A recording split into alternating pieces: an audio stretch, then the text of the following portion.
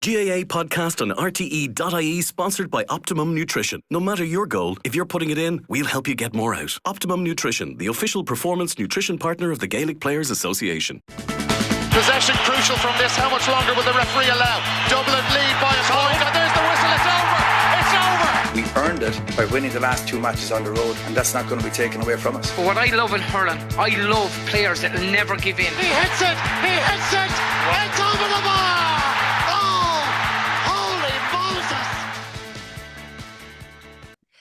Hello everyone and welcome along to our latest episode of the RTÉ GAA Podcast. We're going to look back on the weekend's hurling and football knockout action. Neil McManus will be with us a little bit later on to chat about the hurling, but Eamonn is with us now to chat football. How are you, Eamonn? Feeling good after the weekend? Good, Jacqui, yeah, good, no complaints. And a cracking draw this morning. I'm sure all the people in Kerry feeling slightly I don't know, even nervous maybe about the sight of Derry coming. Let's give you all the draw in case people haven't seen it. You've got Kerry Derry, which I think is probably the pick of the round. The other one, maybe Dublin against Galway, will have a lot of people looking. And Donegal, Louth, Armagh, Roscommon, which will come to all of them very shortly. But I think, Rory, there was no doubt about it. Once you saw Derry and Kerry being drawn out of there, everybody was excited about that, weren't they? Yeah, it was. It's like, I mean, look, they met last year. Met the first round of the league this year. Derry went down to Tralee. Great game that was. Last year's game was a super game of football. You'd expect the same again. I think it's a little bit concerning for Kerry because I suppose there's still a question mark from Kerry's perspective. Do they know really, where they are? They haven't really had a good test in Munster. I suppose Cork did give them a game for 50 minutes. They had a reasonably soft draw, let's be honest, in the round robin. So they're going into it a little bit blind, but like they're just past masters at being able to switch it on. They now know 5 weeks, 3 trips to Dublin, starting next weekend. And I think they'll be up for the challenge as well. They'll be very fresh. They'll have had a week off. I think 90 minutes plus penalties from a Derry perspective and the travel that's involved, as Eamonn mentioned before, that definitely can take it out of you. So I think the advantages are with Kerry. I'd expect a big performance from them next weekend as well. And the other thing as well too, and I suppose, look, we can get into it when we talk about Derry. Derry have one win since beating Roscommon back in March, and that's a scratchy old win against Westmeath. Like, they didn't beat Dublin, they won a penalty shootout, and they didn't beat Mayo. So I'm not fully bought into the Derry revival just yet. And look, we'll see where they really are next weekend when they take on the Kingdom. Eamonn did a brilliant piece on the Sunday game last night where you were outlining all the areas where they've improved, and like it was like sod's law. Then you do it and you show the pathway of how brilliant they are. Then they go and draw Kerry, which I'm sure people in your county were delighted to see you doing, Eamonn. Yeah. I haven't been talking to anyone yet this morning, so there's no one giving out to me yet anyway, Jacqui. No, look, I think from the Kerry perspective, I think within the county, the couple of messages and things I got this morning, people are very wary. This time last year, before the All-Ireland semi-final, I felt almost like I was beating a lone drum within Kerry, that there was a lot of people that just felt it was a matter of form and that Kerry were going to handle Derry no bother. And as we saw on the day, it was one of the best games of the year last year. And Kerry, led by David Clifford in the last quarter, just had that bit of know-how to get it over the line. And I think, to be fair to Derry, they've improved. They had improved until things went wrong earlier in the championship in that regard this year. And even against Mayo the last night, at the end of the game, again, they showed great courage and game management, particularly on their own kick out. But I think, obviously, I haven't been talking to Jack or any of the lads within the group, but I think it's perfect for them. I think either Derry or Galway were the games that they would have really wanted from the point of view of Jack. I can imagine straight away the players and the management, they're on a war footing. There's no, we need to bring the best version of ourselves, or we can't take this for granted, or that conversation is out. They don't have to discuss that. They all understand how good Derry are. Obviously that game last year, and then the league game, losing the league game earlier on in the season. So they're, straight away what they're looking at is performing at the weekend and knowing that they have to perform at the top of their game. So I think that's a great place to be for the group. Rory mentioned it. They're here in an All-Ireland quarter final. without having played a Division 1 team yet.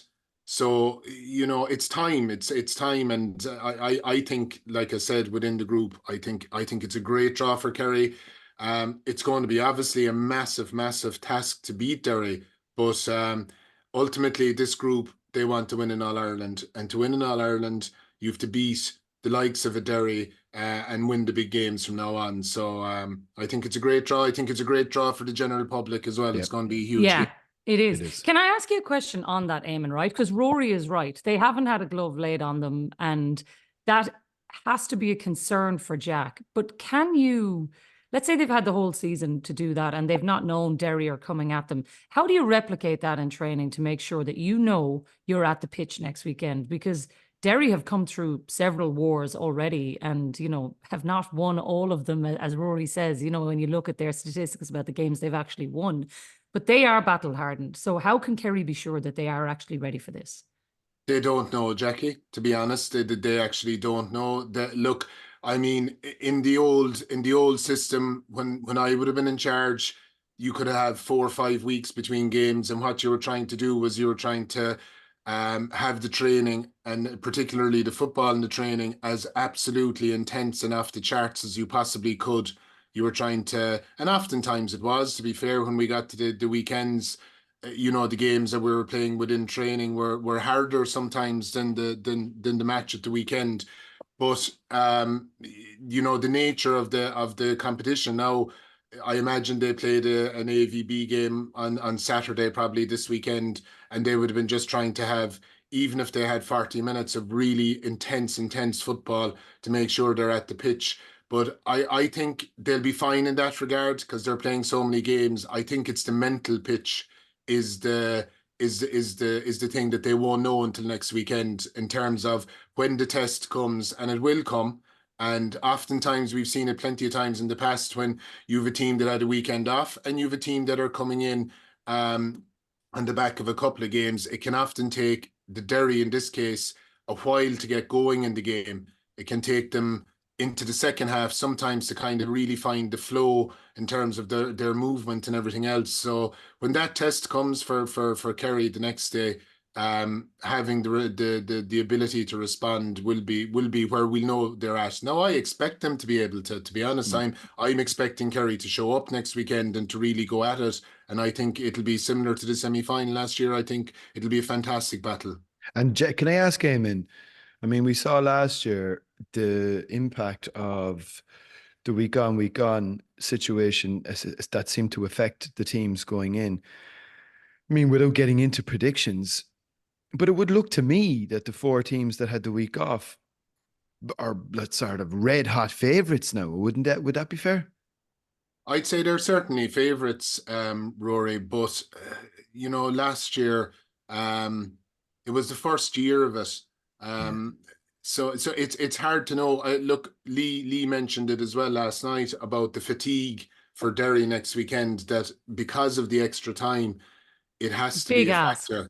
It is a big ask, but I genuinely think the lift that they will have got off that win, because no matter how much talking and everything else that they were doing within their group, you know, that we can turn it and everything else, players don't really believe that until it actually happens. And it happened for them. That was an absolutely massive win for them last Saturday night. And the nature of it then, with the penalties and everything else, the lift the group get from that, it's incalculable, really. So I think that kind of offsets the fatigue for them. But we won't know until next weekend, Rory. But I think you're right. I think it would be one thing if it was just 2 weekends in a row, but the fact that it's the 3rd weekend in a row of heavy metal, hard stuff, that's what probably brings that into the picture. And now out onto the heat of the big Croke Park pitch and the fatigue that might bring, and the fact that you probably need extra legs, and you know, I think all of those things would probably play a part. One other thing, though, Jacqui, I think is worth mentioning. They have some record in penalty shootouts, Derry, haven't they? Unbelievable. Soccer players in that area. Yeah, and Oren Lynch. He deserves massive credit, because he almost became the fun figure of their, you know, of their malaise there for the period where things were going wrong. And, you know, part of it was down to him, but there was certainly lots of other issues as well.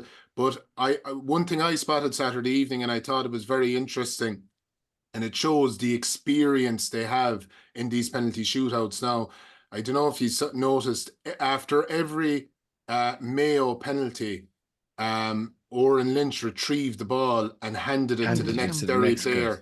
Yeah. So there was no rooting and tearing. There was no where's the ball. There was no, you know, some fella hopping off him or distracting. It looked to me like it was something that was discussed or practiced, that he was just going to hand his teammate the ball to make it as seamless as possible for the kicker, that all he was focusing on was the actual kick and he didn't have to be thinking about anything else. So I just thought, again, it showed their experience and the fact that they've been there. But he's been incredible in the penalty shootouts, in fairness to him. Yeah.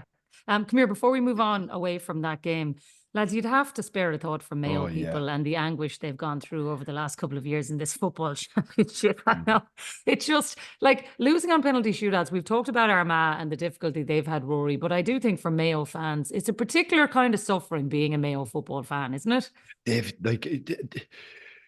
you could argue as well. I think they've made progress this year. Like Eamonn mentioned last night with you about the transition. That is the case. And I think when you are in transition, it's about trying to maintain yourself at the top table while bringing new guys in. And they've been doing that quite seamlessly. A lot of other counties struggle when teams transition. We're going to see how difficult Monaghan might find it. We know other counties like Cork, Meath, Kildare, etc., fall off a cliff sometimes when they've got to transition players in and out when a team is changing its face. But like, I mean, they went unbeaten in the group stages. They were unbeaten in the round robin. Like they won 2, drew with the All-Ireland champions, and now find themselves out. It's you know, to a team that hadn't won a match since Christmas. Like, I mean, it's just cruel, and it's just the nature of it. And I suppose, yeah, they're the team that you probably would feel most sympathy for. But I mean, Mayo probably don't want anyone's sympathy at this point. It's just the nature of championship football at this stage. And it was look. The only thing I would say is, quick shout out to my own club. We achieved promotion back to Division 1 in Dublin. I heard. Congratulations. Yeah. We had a fantastic win on Saturday night, so we won the league, and we're going up now. We're up with all the big boys now, Jacqui, and that's going to be that'll be quite the challenge. But sure, look, what are you in football for if not for the challenge? But so we were all watching that game, obviously afterwards. Like Mayo Derry was on in the clubhouse, and it was a fantastic game. End to end, had everything. Drama, the penalty call. Maybe some people say, look, I thought he got it right, to be fair to Cawley. I think he was fantastically positioned again, by the way. I mean, Jesus, he's a great referee to keep up the play. He was literally about 5 yards away, so he had a fantastic view.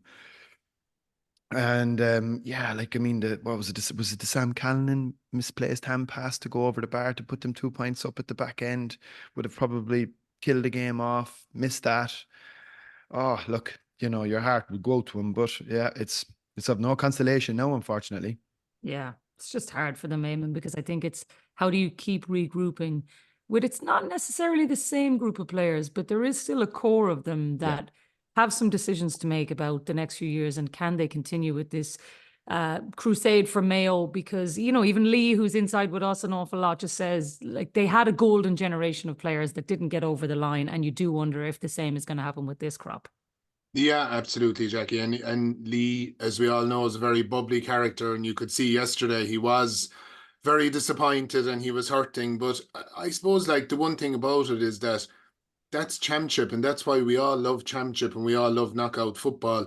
We're not here this morning saying, look, they'll dust themselves down and I know they have to go away now in the next game and that isn't ideal for them, and you know that there's another chance and another chance and another chance. It's final, and it's they're fatal. Gone. Yeah, they're gone. And it's similar, you know, it's a similar story in Cork this morning where there's just this real, you know, reality. I mean, this time next week we're down to 4, and it's mad how quickly it happens that we're all kind of almost stuck in gear. for a period there where we're going, Jesus, will it ever get to the point? And the next thing, then it starts happening, and teams start falling at a rate of knots. So, yeah, it is a tough one. It is a tough one for Mayo. There's no point saying otherwise. Rory mentioned it there. They look to be, managing their whole season to kind of be coming to the boil at this stage. They had negotiated a tough group very well. They were within an ace of winning it.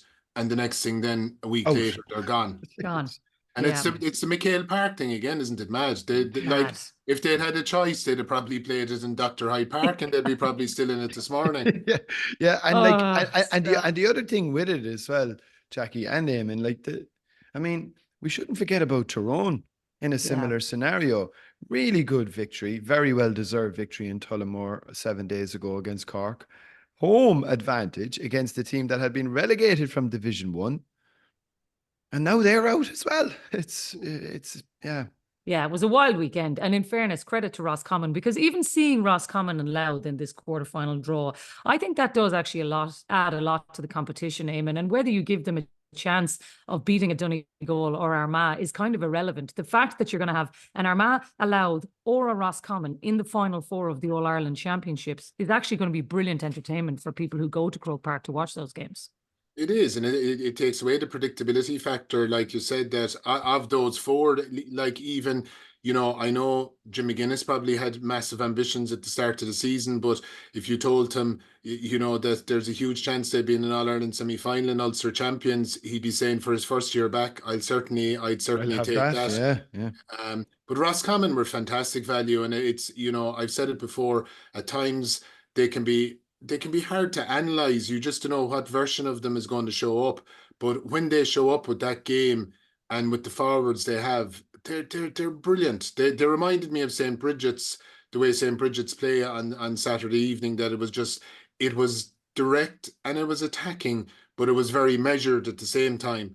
And it was so effective, and they're going to be a handful for Armagh. They're going to be no pushover, and they're coming with confidence. And I'm sure Davy Burke will be as bullish as ever this week, and he'll be loving the opportunity of getting into an All-Ireland semi-final. So it's great. Look, the next weekend is going to be fantastic. In fairness, it's going to be a festival of football, and that's even before we mentioned the Dublin Galway game as well, which is another huge game. Go on. Just one other thing I just wouldn't mind just shouting up to Eamon on as well, Jacqui, in relation to this 2-point arc.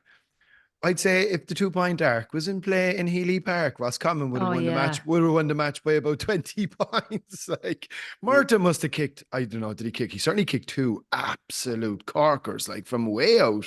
So and he has that in the locker. I remember playing them when Kevin McStay was in charge of them. He'd just taken over, and we played them in the league game in Killarney in 2016, right at the start of the season.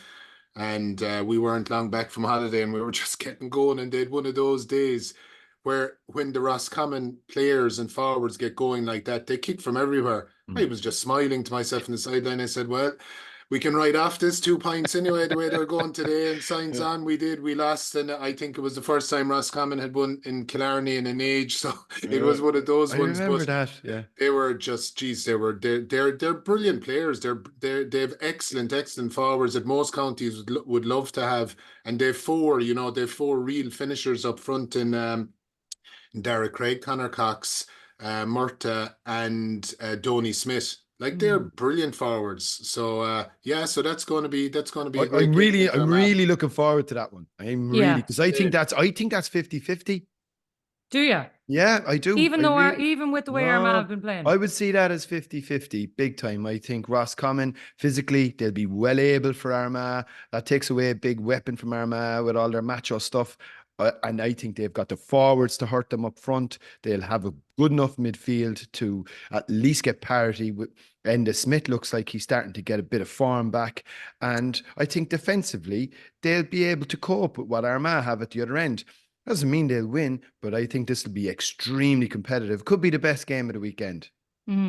I think the best game of the weekend could be Dublin-Galway, if Galway could get everybody on the pitch, which, Eamonn, as we've seen, has been their greatest difficulty all year round. And how they have managed to get to this stage of the season is impressive in itself, with all of the injuries they've had to cope with. But if Shane Walsh or Damien Comer or both are not able to play at the weekend, I think they have no chance against Dublin. But if they do, what sort of a chance do you give them? Before I came on this morning, Jacqui, I actually meant to look up. I remember I was on the Connacht final, and at the time, there was a piece. I can't remember who did it, but there was a piece about how little Damien Comer and Shane Welch have played together since the 2022 season. Like, they got to an All-Ireland final in 2022. They went down the stretch with Kerry until whatever it was, the 67th, the 68th minute, and a huge factor was the fact that the two of them were playing. I think since then, the amount of football they've played has been tiny together. That even when, even the last day again, Shane Welch had to knock his ankle. He was gone off when Damien Comer came on. Finally, we got Damien Comer back in the Connacht final. Damien Comer started the game. Padraig Joyce elected not to start Shane Welch that day. They played the second half together, and they won that game. So when they actually play together, they're obviously a different team. They're two brilliant players, and they bring so much. And when the two of them are on the pitch as well, I think it gives the likes of Rob Finnerty even a bit more space and a bit more of a chance to do what he does best, because he's a brilliant finisher. And again, that was evident that day of the Connacht final. So I think it is critical for them. They're, God almighty, they've been so unlucky with injuries to critical players, that they managed to get Damien Comer back on the pitch the last day, and the next thing then Shane Welch is gone again. So I agree with you. To beat Dublin, they're going to need everyone, and at least with Shane Welch, it is an ankle. Well, I think it was an ankle injury. Ankle injury, yeah. And that's something that you could get back from. It wasn't a soft tissue. It wasn't that hip flexor issue that he had earlier on in the season. So again, from the point of view of the game, and for all of us neutrals, you'd be hoping that he gets back for next weekend. Yeah, because a shootout between Dublin and Galway would be great to watch, Rory. But the only thing that's going in Galway's, I think, just looking at the history, they haven't beaten Dublin in the championship since 1934.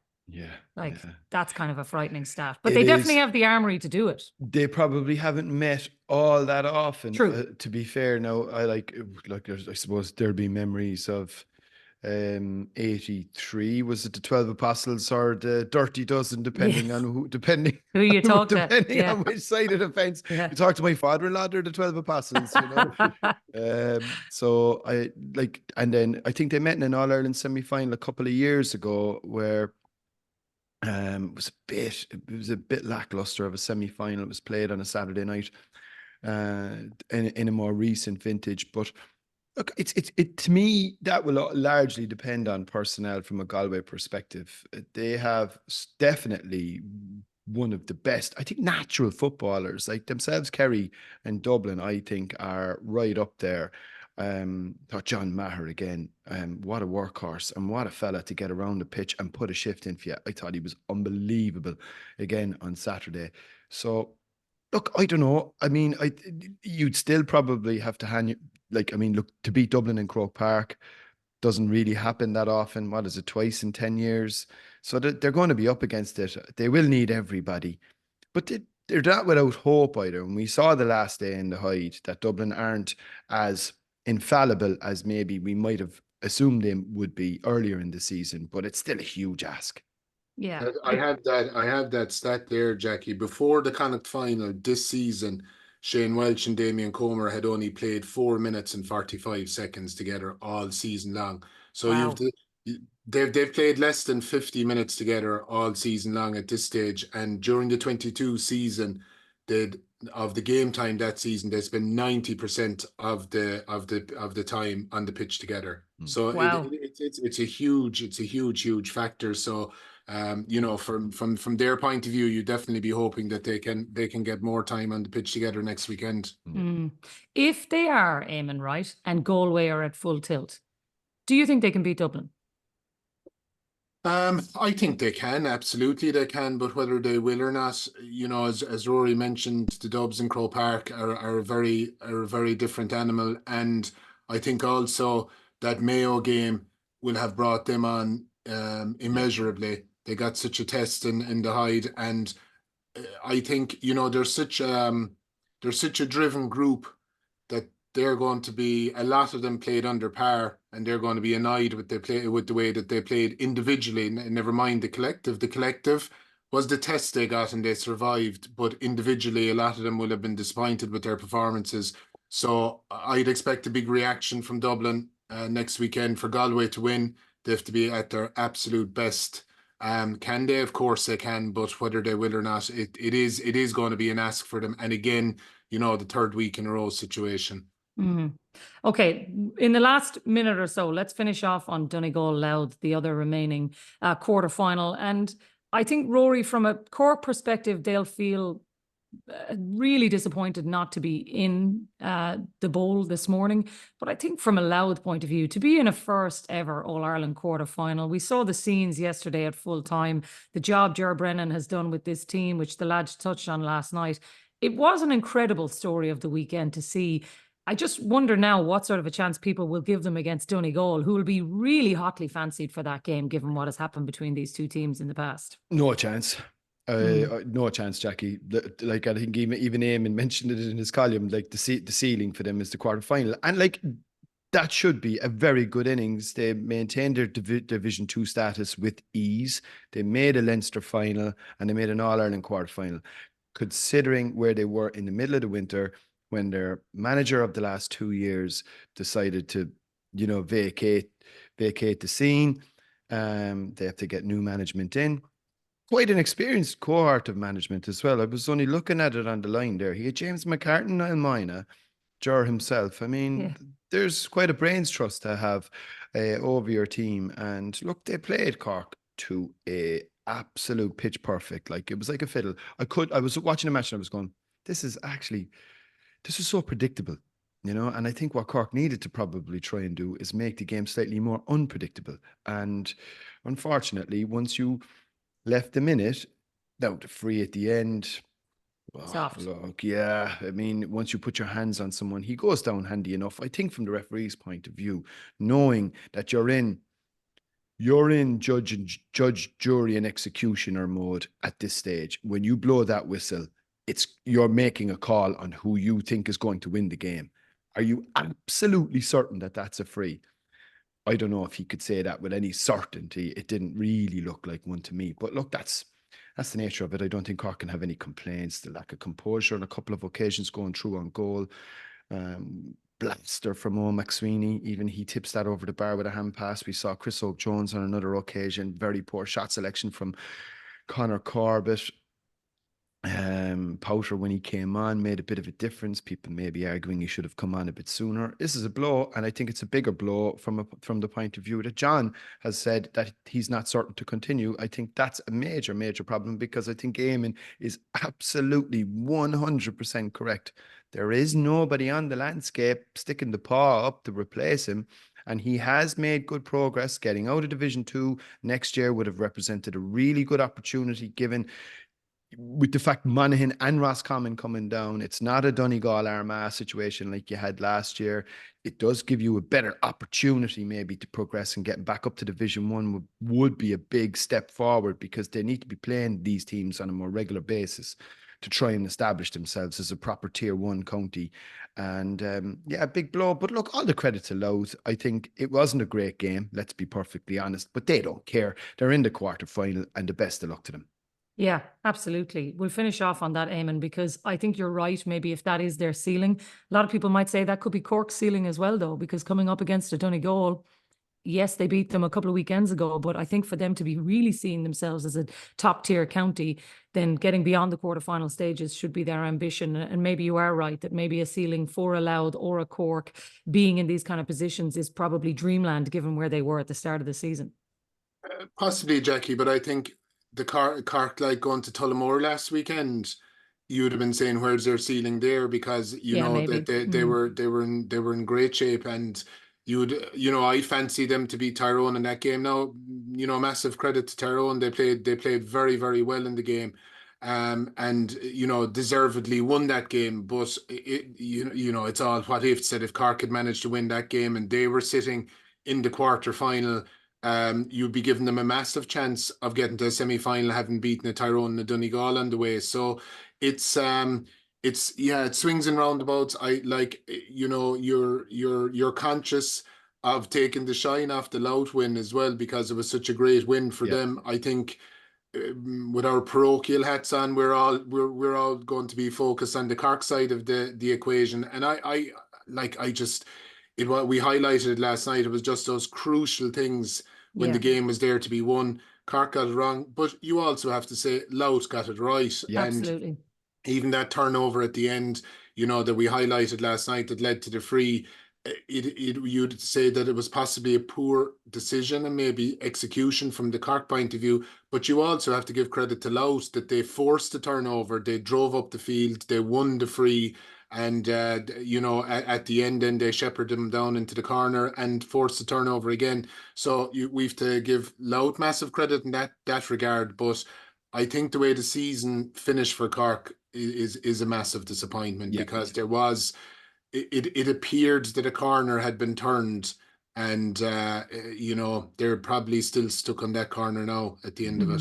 Yeah, fair. A period of reflection for all of them, and a lot of people in Cork will be hoping that John Cleary stays. For Ger Brennan and Louth, though, they march on to the quarterfinals against Donegal, Armagh against Roscommon, Dublin against Galway, and Kerry against Derry, and lots for us to look forward to next weekend. But Eamonn, we'll leave it there for now. Thanks a million for being with us. No problem. He hits it! It's over the bar! Oh, holy Moses!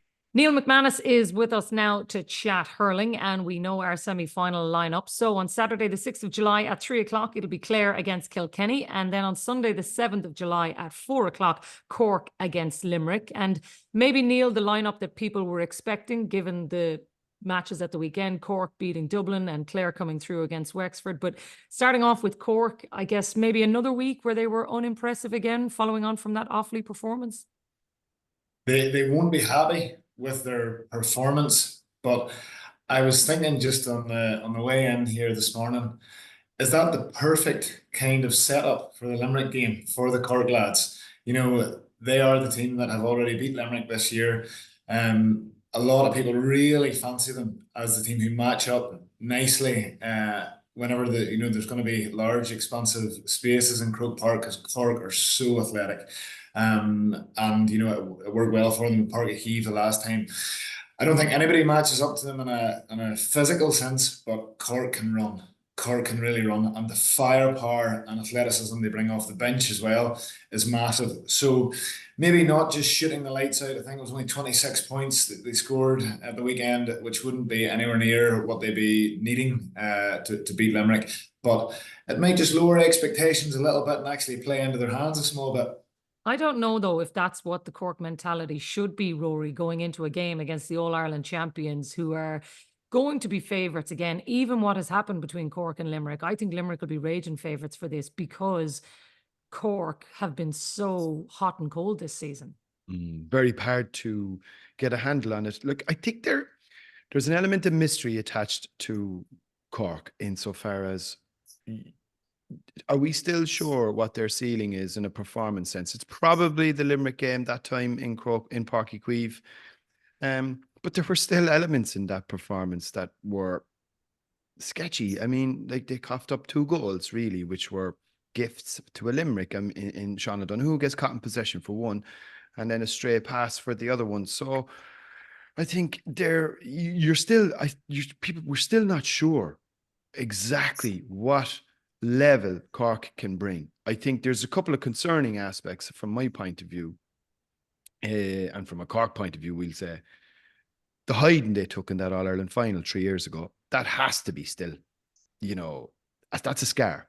I think Donal Cusack described it as a scar, and something that will rankle and nestle in there for a long time to come. It was humiliating. It was embarrassing to have it done on the biggest of days.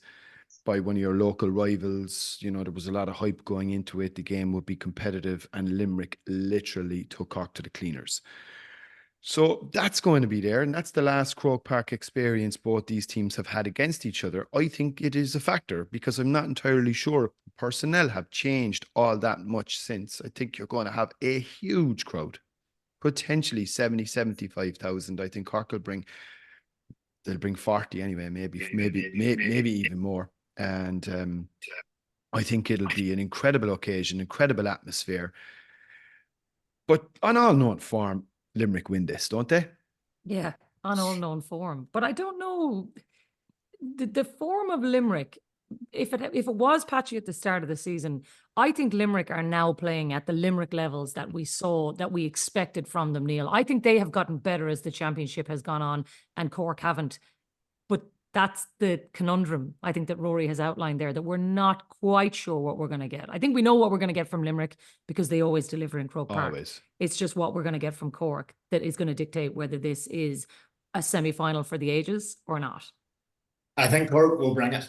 I think when they've really needed to this year, I think we're being a little bit harsh on them. Whenever we've really needed them to, they have delivered.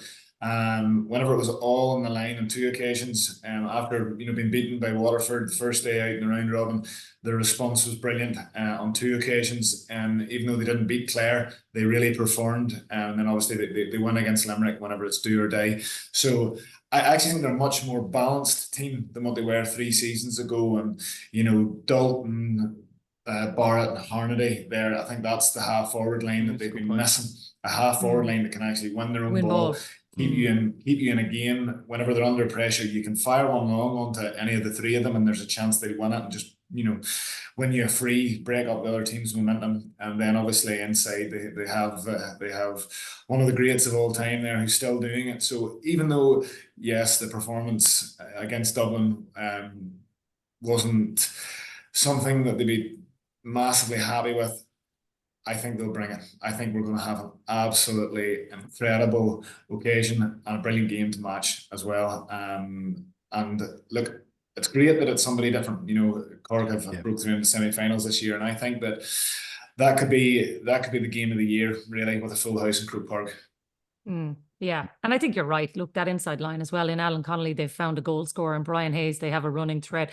There's definitely more balance to that Cork team. You're right, maybe, Rory, the personnel hasn't changed dramatically, but the feel of that Cork team might have changed, the balance of it since that. No, yeah, and that is fair. I mean, I was probably being slightly pessimistic in my initial assessment because Cork have been suffering so long at the hands of Limerick now for quite a few years. But yeah, the inside line has changed. And I think Alan Connolly hasn't been well the last couple of weeks, which would probably explain his form to a degree. He was taken off, as we know, on Saturday. I think it's definitely changed, and just that 3 inside will give them a little bit more. There's just more fellas to take the weight off Patrick Horgan. And yeah, so I think it is set up. Listen, what can you read into the last 2 weeks? I'm not entirely sure. They seem to just do enough on both occasions. I think Neil is right. When Cork's need has been greatest, they've normally pulled out the stops. When they've had to really go, I think we'll get a performance. Rob Downey coming back in. I'd imagine, I presume Rob will probably start centre back, and then you're looking at Kieran Joyce maybe to midfield if Ethan Toomey doesn't make it back. No, I think Ethan Toomey did really well against Limerick that night. I think it was at a concussion potentially, so that's why he's missed a couple of weeks. He got a really bad one there. I think it was against Ronan Maher in the Tipperary match. Now maybe he might be ready for the Limerick game. Limerick, I think, are in pretty good shape injuries wise, so I don't think they have any issues. And yeah, there will be, because if you go back to the last time these 2 teams met in that famous semi-final when Nicky Quaid had that incredible last-minute flick on Seamus Harnedy to stop that goal, the match went to extra time, and Limerick went on and grabbed it. And that's just the raucous atmosphere and the nature of the contest. I think Neil is right. I think we could get something like that again. I really do. I think it will be that feel, It would be epic, wouldn't it? One last word on Dublin before we move away from that game, Neil, because you talked about Cork and when the need was greatest, they were at it. I think the opposite of Dublin. Leinster final needed a performance, didn't get it.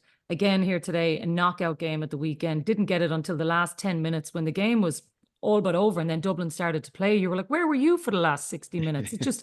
It's so frustrating. And I've got Dublin hurling fans in this house, and they're wondering, why can't they play for the whole game? If they could, they would be a force to be reckoned with.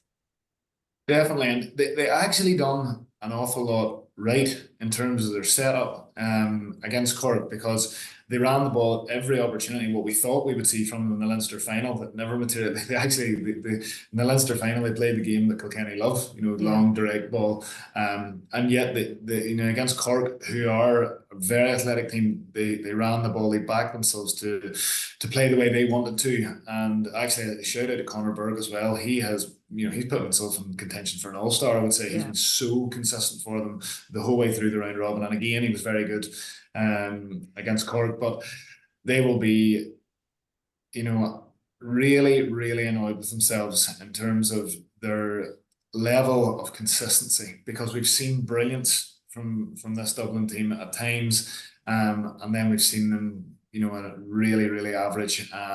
It's been too patchy, and look, I think that Neil O'Donoghue has done a really good job, and they are quite young, but there's much more in this Dublin team. I think Dublin can really rattle any of the top 5 or 6 sides here on any given day, but it just doesn't happen on a regular enough basis. Yeah. And Jacqui, the one thing that they need to be mindful of as well, now they're producing plenty of players themselves, but Offaly are definitely on the way back.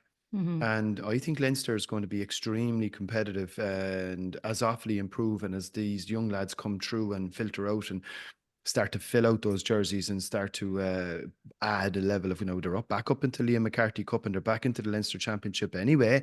And that's even before some of these excellent under-20 players start to make their way into that senior panel. And I think Offaly will be... I wouldn't necessarily see Offaly going straight back down.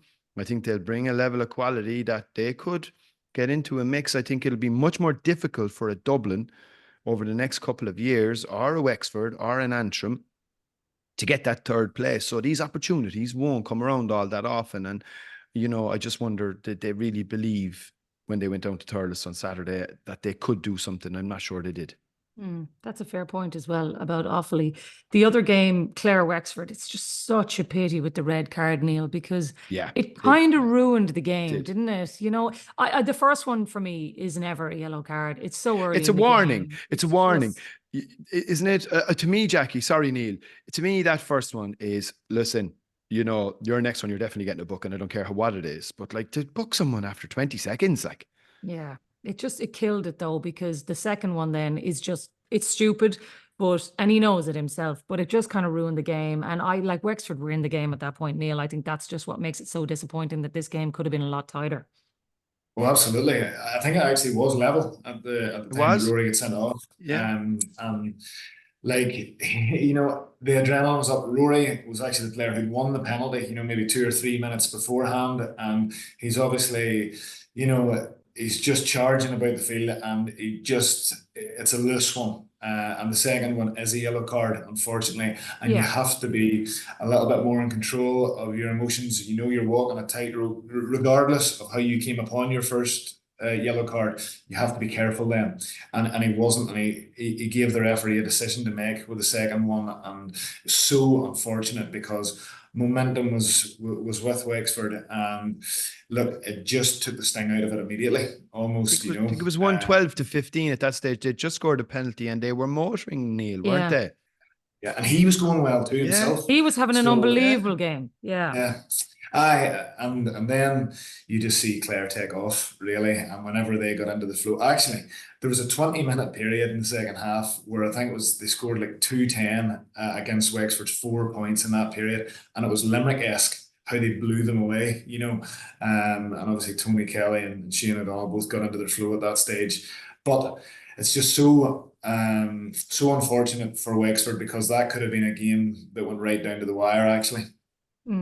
I think you're right, but Clare, whatever about whether it was right or wrong, or, I think we can all say, Rory, it was a second yellow, so it's a red card then if that's the case. It is Clare's ability to grasp the game though and understand, right, this is our opportunity, and they took it, and credit to them, because there's been a lot of question marks about them as well, and I think they showed a lot of character themselves to just make this not a contest, blow them out of the water and just ensure their own place, and off we go. It was very businesslike from Clare, actually. Yeah, and like they came out, they started the game really well, 3-0, 4-0. They were absolutely flying. But I think, in fairness to Wexford, they managed to establish a foothold in the game after that, and they settled down and they kind of, measured up to the task. And I think they started to sow some seeds of doubt into that Clare psyche, which would have been a hangover from the paucity of their performance in that Munster final.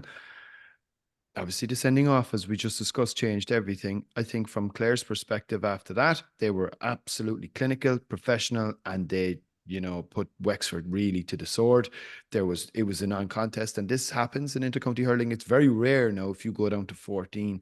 Even though Wexford did it themselves, I think, were they down to 14 with 20 minutes to go against Galway, managed to win. And Limerick, I think, did it maybe last year, the year before, when Gerard Hegarty was sent off against Waterford, and still managed to win. But it's very, very rare. If you give a man over now, with the way teams retain the ball and the way teams can use it at the elite level, you are in all sorts of bother if you have a player sent off. So I think from Clare's perspective is they're going to go into this All-Ireland semi-final now with none of the baggage or none of the expectation that they would have had the last two, because the way Kilkenny performed in the Leinster final, they're going to be the ones that are going to be favourites going into this. We have seen that Clare can take on Kilkenny. They beat them in the league final. They were looking, and this is the third year in a row, obviously. The first year, John Conlon went down sick, I think, on the eve of the game, and it caused a big shift in selection from Brian Lohan's point of view, and Kilkenny came out and just hosed them. I think last year, they were poor the first half. They rallied big time, and they made it an unbelievable scrap and a fantastic contest coming down the home stretch. They've obviously got that monkey off their back now by beating them in the league final earlier in the year, so they know that they can match up. But this is when it really matters. And, like, to be fair to Kilkenny look like they're revving. Mm. Yeah, last word to you on that one, Neil, because I think Rory is right. Kilkenny probably will be seen as the ones who maybe have that favourites tag. But I think Clare, given that they already have a bit of silverware in the bag this year, they have shown huge growth in this team, and they obviously have bigger eyes as well. They want another go at Limerick in particular. If they could get to an All-Ireland final, there's massive motivation for them too. They would be, I would say, 90% of the country's wish to get to the All-Ireland final outside of Kilkenny fans, because we know what they would bring. I was in Ennis for the first round of the Munster Championship, and it was a carnival atmosphere. What that would bring to Dublin would be amazing. But the task ahead of them is one that they haven't been able to get over for the last two seasons. And Kilkenny turn up every day. I think with both teams playing to their potential, Clare could actually just edge that one, even though Kilkenny will definitely be favourites. But Kilkenny are very, very good at shutting down the key men for Clare. Even though, as we say, 2 seasons ago, whenever Kilkenny ran out, easy winners in the end, Shane O'Donnell still caused them a problem that day. I think he ended up with an all-star and got about 4 or 5 points from play. That's the man that Kilkenny have to have their eyes on, because he's just been, like, he's in Hurler of the Year form, really, and everybody loves watching him. And they deploy him at 14, they deploy him at 11, and he's brilliant everywhere. But it will be really interesting to see, does TK have Mikey Butler for company, from midfield from the start? Or would you put Mikey Butler on Shane O'Donnell, Neil? No, I don't think so. I think I would say, if he goes in 14, Hugh Lawler, you stay with him. Yeah. Because Hugh's still, for me, the best full back in the game, and I think Clare will play him inside. But it's an absolute cracker to look forward to.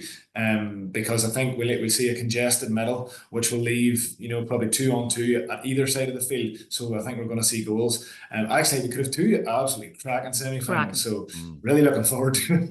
Yeah, it is. I think a lot of people's 4 best teams in the country this year as well, which is great for the Hurling Championship to see. Cork Limerick on the Sunday, Clare Kilkenny on the Saturday, and bring it on. Cannot wait. Neil, we'll leave it there, but thanks a million for being with us. And for everybody listening and watching, don't forget to like and follow wherever you get your podcasts. And we'll talk to you on Thursday as we look ahead to the weekend's action. GAA Podcast on RTE.ie, sponsored by Optimum Nutrition. No matter your goal, if you're putting it in, we'll help you get more out. Optimum Nutrition, the official performance nutrition partner of the Gaelic Players Association. Possession crucial from this. How much longer will the referee allow? Dublin lead by a point, and there's the whistle. It's over. It's over. We earned it by winning the last 2 matches on the road, and that's not going to be taken away from us. But what I love in hurling, I love players that will never give in. He hits it. It's over the bar.